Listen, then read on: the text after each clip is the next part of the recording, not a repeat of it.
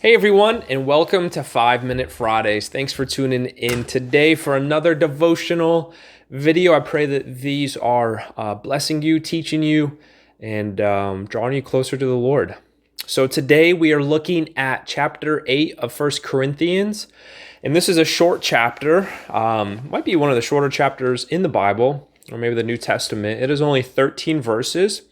And the Apostle Paul is speaking about one topic. And so we'll be looking at the whole chapter rather than just a verse or two. And, a lot of times, we break it down into a verse or two because a whole chapter usually can cover a lot of different topics. But Paul is speaking about one thing here. And so I'm sure there was an issue in the Corinthian church at that time. So Paul brings up this issue of meat being sacrificed to idols. And so remember, this is 2,000 years ago. Idols were everywhere, and people would worship idols. They would sacrifice to idols. They would do all these different things. And so there were some believers who were eating meat that was sacrificed to idols, and they thought nothing wrong of it. And I'm sure there were other believers who wanted nothing to do with that meat. They would not partake of it. They would not eat it because they believed that there was something wrong with it because it was sacrificed, to a false idol.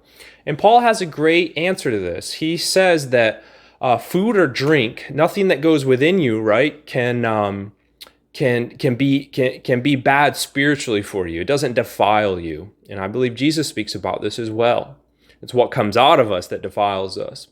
And so Paul says that, idols are false. There are no idols. There's only one true and living God. And so even though meat was sacrificed to an idol, it doesn't make it bad because the idols are false. There's nothing, in and of them. And so he's pretty much saying that there's nothing wrong with eating that meat.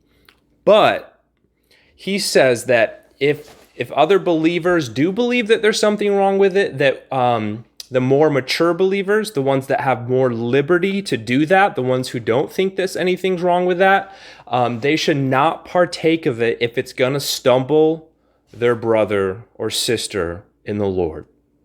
And that's what really hit me. And I've learned this lesson and I've seen it over the years, and I'm sure you have too. Where certain believers have certain freedoms and liberties that a lot of the times a more immature, a more new believer doesn't have. They still think something's wrong with it.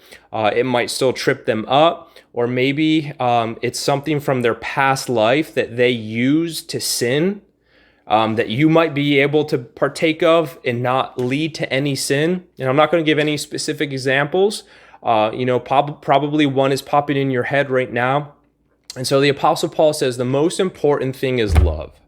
So even if you have a liberty or a freedom to eat meat sacrificed to idols or partake of something, listen to something, watch something that somebody else doesn't, and it's going to stumble them, it's going to make them question their faith, question your faith, he says, don't partake of it. Because love is the most important thing. And he ends the chapter by saying that if meat is going to stumble my brother, I will never eat meat again the rest of my life because I want to love him, right? You want to love your brothers and sisters in Christ. You want them to grow. You want them, to have more liberties and more freedoms as they grow in their relationship with the Lord, and you don't want them to be stumbled.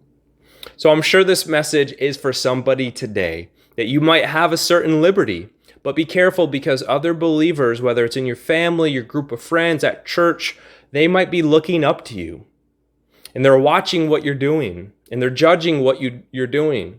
So be careful with what you do, eat, drink, listen to, watch. Be careful when you're around them about talking about it, and maybe use that liberty when you're by yourself or when you're, in the comforts of your own home. Well, hey, God bless you. Thanks for tuning in and have a great week. And we'll see you next week for 1 Corinthians chapter 9.